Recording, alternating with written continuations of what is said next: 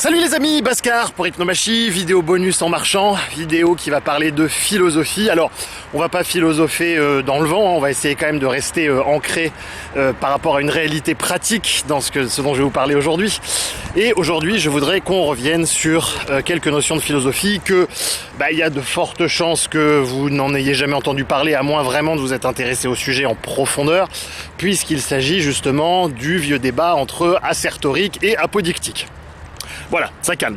Alors, en fait, il va être question de la relation que nous entretenons à la connaissance. On pourrait dire que c'est une vidéo d'épistémologie quelque part.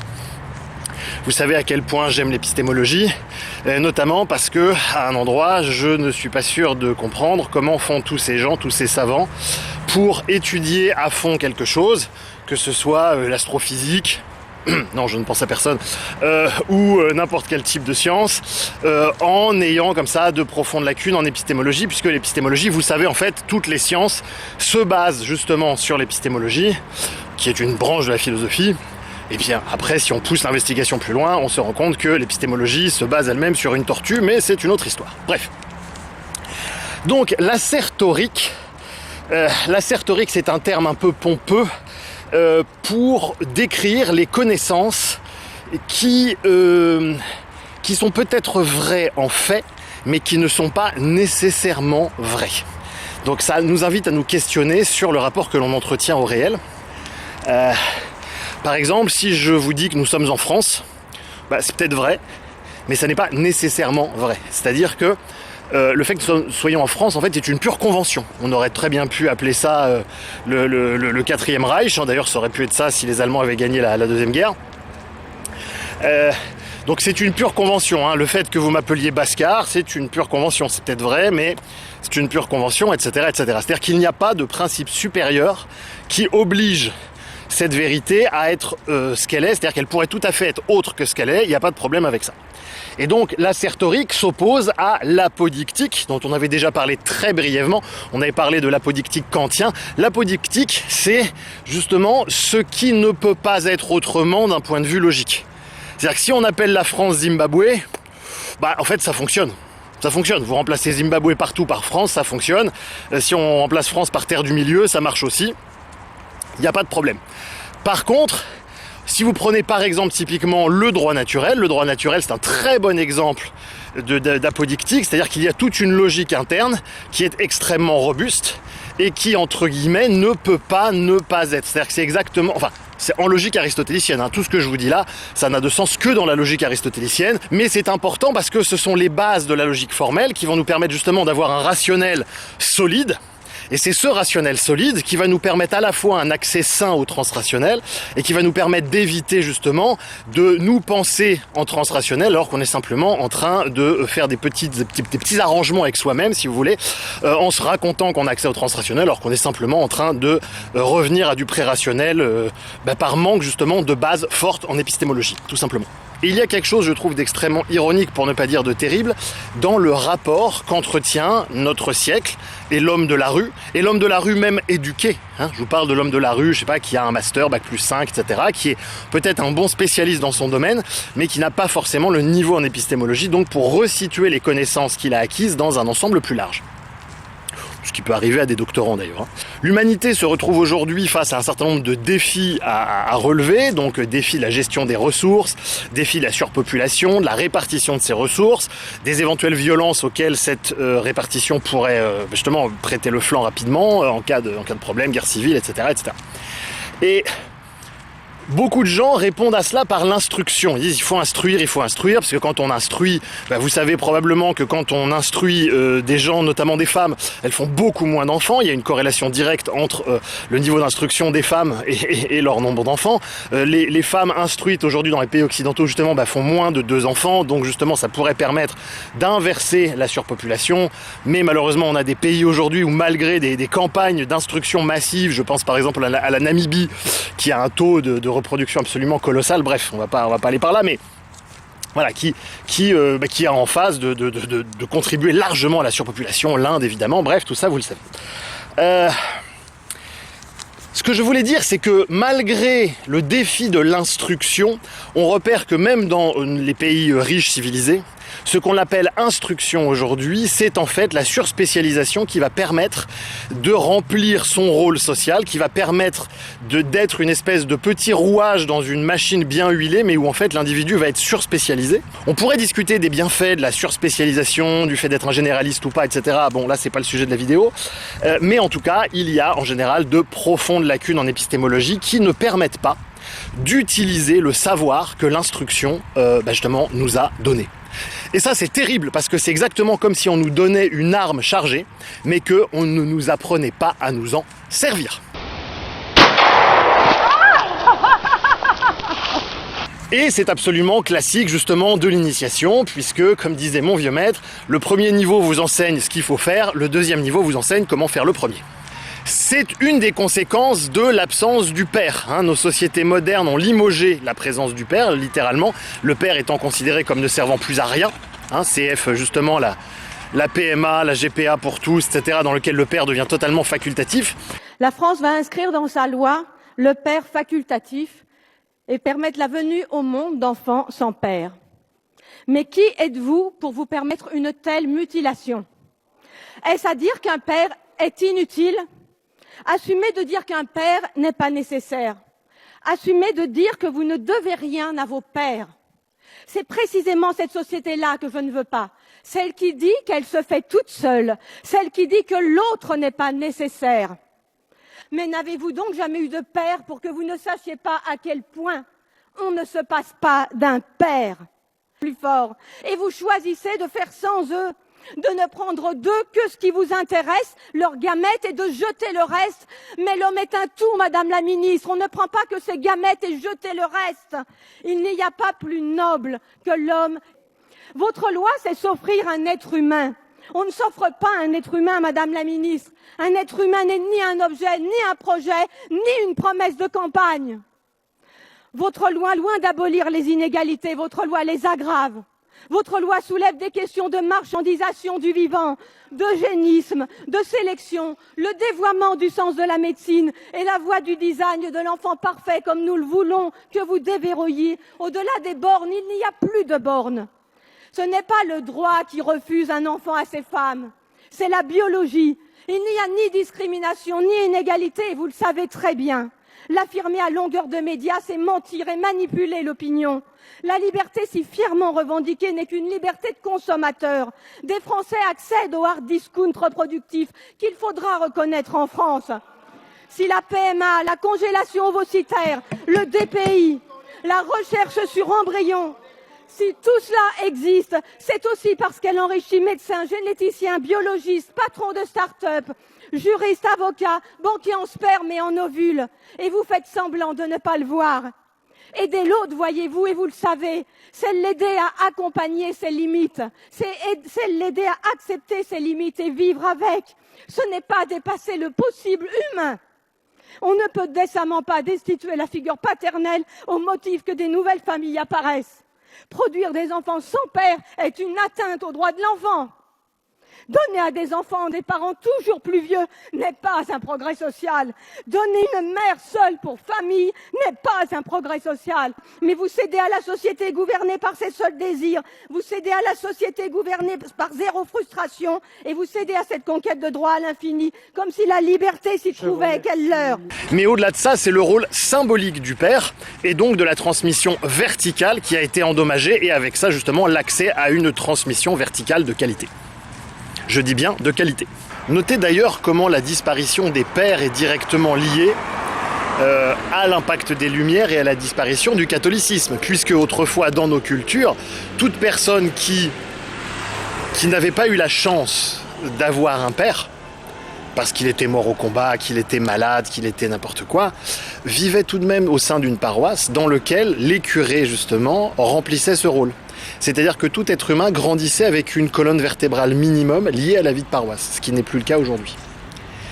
Et alors qu'effectivement la remise en question d'un certain nombre de dogmes pendant les Lumières a permis des avancées technologiques extraordinaires et philosophiques extraordinaires dont nul ne contestera la pertinence, je pense, eh bien cela s'est fait au détriment d'une perte absolument terrible. C'est une forme de logique sacrificielle, c'est-à-dire qu'on a perdu la colonne vertébrale pour justement s'autoriser à avoir accès à une forme de raison. C'est quasiment une métaphore du Jardin d'Éden quand on y pense. Autrement dit, une remise en scène, ni plus ni moins, d'une forme de péché. Alors c'est peut-être fait avec les meilleures intentions du monde, d'ailleurs c'est toujours fait avec les meilleures intentions du monde, mais ça a un coût. Et il est tout à fait possible, et heureusement, de joindre la technologie, l'éthique et le fait d'avoir une colonne vertébrale. Ça tombe bien, c'est le propos d'Hypnomachie, que de vous apprendre comment faire, de mettre de la conscience sur les endroits où il y a eu des sacrifices, et dont on n'est pas toujours conscient d'ailleurs, et puis de commencer à y remédier, tout simplement. Et le point sur lequel je n'arrête pas d'insister dans Hypnomachie parce que ça n'est pas compris. Alors on peut l'aborder par les philosophies orientales, on peut l'aborder par la philosophie occidentale, par la psychologie. Tout ça ne sont que des portes d'entrée pour la même prise de conscience qui est absolument énorme et que l'Occident n'a pas digéré. Et justement, ça n'est pas tout d'instruire, encore faut-il que les gens que vous instruisez puissent assimiler la connaissance. Ça n'est pas tout de donner des cours magistraux, ce qui compte c'est qu'est-ce que l'élève en a retiré.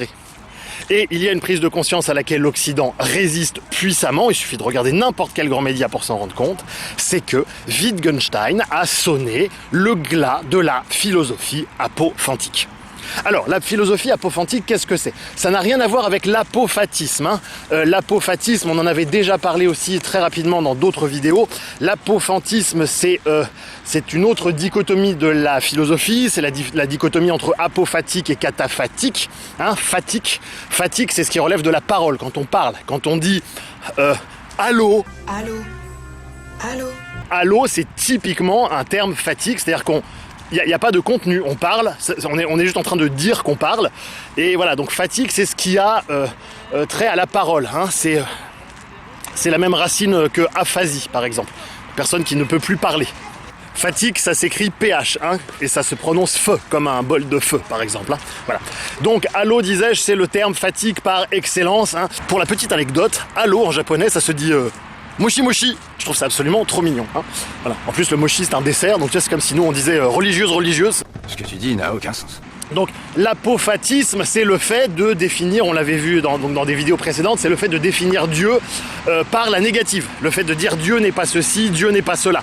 Là où le cataphatisme, c'est le fait de le définir donc par l'affirmative en disant Dieu est bon, Dieu est miséricordieux, Dieu est tout-puissant, etc., etc. Bref, donc, ne pas confondre apophatisme et apophantisme ou apophantique. Ça se ressemble beaucoup, mais ça n'est pas tout à fait la même chose. Encore que.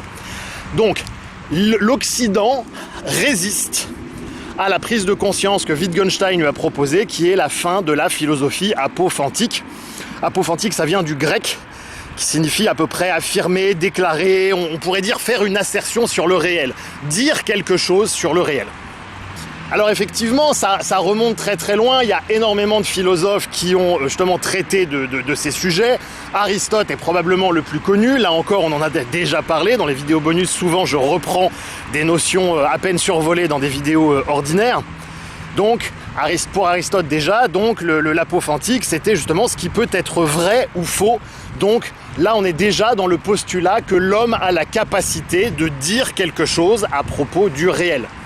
On en avait parlé dans la vidéo « Dieu existe-t-il ?», où je vous avais déjà expliqué que c'était absolument pas le cas et que justement Wittgenstein avait littéralement torpillé, littéralement détruit cette croyance comme quoi l'homme s'exprimait à propos du réel. Et tous les médias mainstream résistent à cette prise de conscience parce que cette prise de conscience est une des prises de conscience les plus importantes qui permet l'émergence de la transrationalité. Sinon, on a tendance à rester en rationnel plafonné. Et ben oui, mais sauf que Wittgenstein, il nous a montré que ça ne fonctionnait pas. C'est pas le seul. Je ne fais que reprendre et que vulgariser ses travaux. Je vous ai déjà cité plein d'autres auteurs, mais j'en ai marre de me répéter. Et en même temps, je vois bien que l'époque résiste. Donc, il va falloir que je répète encore. Ça a également été repris par Husserl. Il n'y a pas que Wittgenstein du tout. Je vous avais cité toute une brochette de penseurs dans la vidéo sur la zététique. Mais Husserl qui disait « L'observateur n'est pas le mental ». L'observateur ne peut pas être enseigné spéculativement. Ça veut dire en gros que toutes ces personnes qui me demandent des théories, c'est pas possible. Husserl, à son époque, bien avant Nassim Taleb, bien avant Bhaskar, disait déjà « mouiller le maillot ». Cela doit passer par du vécu.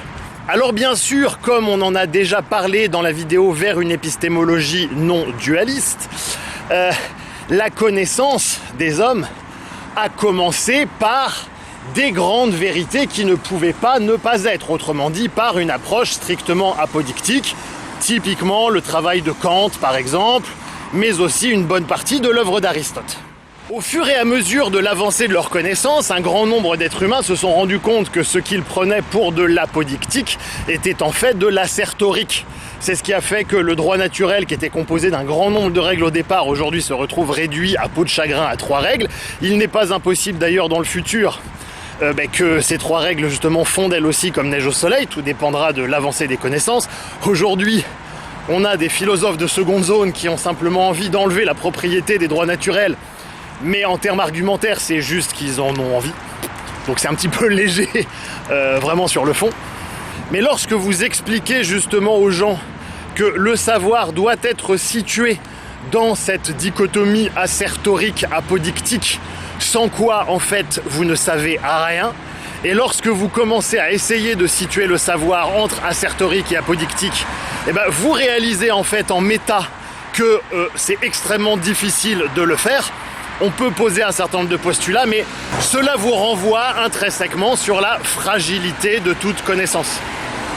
Le tout étant, non pas de douter de tout, mais au moins d'avoir conscience des limites de son savoir, ce qui est, vous le savez, un des grands dadas de la chaîne. Cela ne vous rend pas plus sage ipso facto, évidemment, cela n'amène absolument aucun bénéfice secondaire, si ce n'est un minimum d'humilité épistémologique. En outre, cela vous fait assez rapidement être quelqu'un de détesté par toutes les personnes dont le statut social dépend de l'illusion de savoir, puisque effectivement il y a beaucoup plus de gens qui sont ok pour dire je sais, être placé au sommet de pyramide de dominance, même si c'est faux, puisque personne n'ira jamais vérifier. Mais quand vous avez vu ce qu'il y a derrière, on peut plus vous la faire à l'envers. Il y a quelque chose qui manque. Et c'est là où une certaine forme de violence du monde peut remonter à la surface, et c'est là où le caractère animal, dirait Henri Laborie, de nos rapports humains commence à devenir de plus en plus clair. Et en même temps, c'est aussi une chance de pouvoir, en le voyant, en ayant conscience de nos déterminismes, comme dirait Spinoza justement, pouvoir essayer de les transcender, puisque la liberté, c'est d'accepter sereinement nos déterminismes et de ne pas se raconter ni à nous ni à autrui que nous sommes des êtres humains lorsque nous nous comportons en réalité comme des animaux. Et en sus, c'est insultant pour les véritables êtres humains, car il y en a, et qu'il est tout à fait possible de se comporter comme un être humain, mais cela demande un certain travail, cela n'est pas donné d'office d'emblée, cela demande une éducation, pour ne pas dire une rééducation. On est dans la merde. C'est clair, on est tous dans la merde. Alors il va falloir qu'on s'en sorte tous collectivement. Alors, ces radotages de vieux croulants comme ça, avec des mots de philosophie compliqués, dont on pourrait d'ailleurs très très bien se passer. Enfin, je veux dire, les idées sont beaucoup plus simples. Les mots font peur, mais les idées sont très simples à comprendre, en fait, derrière. Ça peut demander un petit coup d'entrée si on veut vraiment les saisir dans toutes leurs nuances, mais pour saisir les grandes lignes, c'est pas si difficile que ça. Il y a vraiment une perte de la capacité à tenir des raisonnements complexes. Il y a vraiment une perte, on l'a vu il n'y a pas si longtemps lorsque vous avez des gens qui ont réécrit un certain nombre des classiques, la Bibliothèque Rose, un certain nombre de romans qui se proposent aujourd'hui de les réécrire avec un abaissement du niveau de langue qui à mon avis est totalement proportionnel à l'abaissement du niveau du quotient intellectuel, etc. Je veux dire, l'autre jour je suis quand même tombé sur quelque chose qui m'a littéralement cloué. C'était au 117e congrès justement des États-Unis d'Amérique. Vous aviez le député démocrate qui est aussi pasteur, pour la petite anecdote, Emmanuel Cleaver, qui a fini son serment en disant ceci.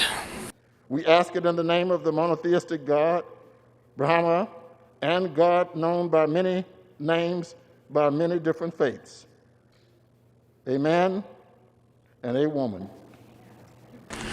Amen et a woman, Mais amen, ça n'a jamais fait référence à men ou woman, ça a fait référence, justement, c'est un mot hébreu, hein, amen à la base. Donc, c'est-à-dire que même un pasteur est en train de se laisser intoxiquer ou de bonne foi, ou simplement par calcul en termes de com', mais par des pressions qui relèvent de l'inculture la plus totale.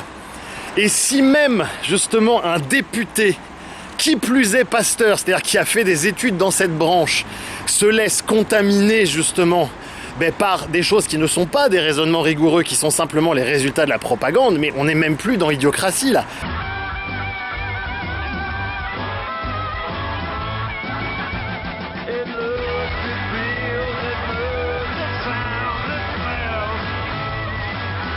Il y a vraiment quelque chose qui nécessite d'être très très vite rattrapé avant que la civilisation entière ne s'écroule.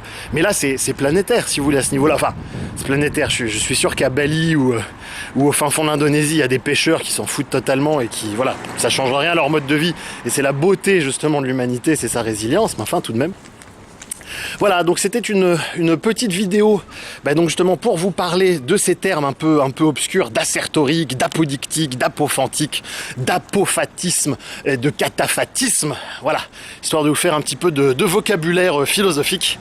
Je sais que vous êtes beaucoup parmi vous à aimer quand je glisse comme ça dans les vidéos un ou deux mots où on se dit tiens, je vais aller prendre mon dictionnaire. En tout cas, si vous êtes comme moi j'adore ça. Donc j'espère que nous partageons ensemble cette passion. Tout simplement, je sais que l'hypnomachie n'est pas forcément quelque chose de facile, surtout aujourd'hui justement à l'ère où l'attention est de plus en plus flottante parce que ça demande une forme de concentration. Je le vois dans les gens qui commencent à s'investir dans les séminaires et qui sont en train d'essayer de réinventer la roue et qui, après s'être gaufrés 4-5 fois, commencent à comprendre pourquoi est-ce que je propose l'enseignement sous cette forme et pas sous une autre. En même temps, il faut bien que jeunesse se passe, il est normal que la jeunesse arrive, Je dis ça, il y a une petite fille qui hurle sur sa trottinette, qui incarne la jeunesse qui arrive. Donc c'est normal que la jeunesse, justement, essaye de tester la vieille génération, de voir si c'est vraiment solide. En l'occurrence, là, il semblerait que ça le soit. Et comme disait Woodrow Wilson, seul celui qui nage à contre-courant connaît la force de celui-ci. Voilà, et si cette vidéo t'a apporté ne serait-ce qu'un petit peu de clarté sur quelques termes philosophiques, par exemple, si elle t'a juste fait sourire ou que tu penses simplement qu'elle vaut le coup, on la rétribue avec un pouce vers le haut.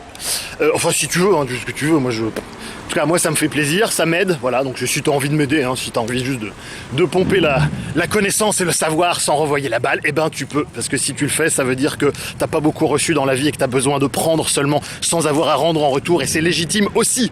Voilà, et en même temps, si la vie t'a suffisamment bien doté pour que tu puisses renvoyer la balle en partageant, c'est sympa, en mettant donc des pouces, je l'ai déjà dit, la page Facebook Hypnomachie, évidemment, le site avec les conseils de lecture, blabla, comme d'habitude. À bientôt, salut Internet.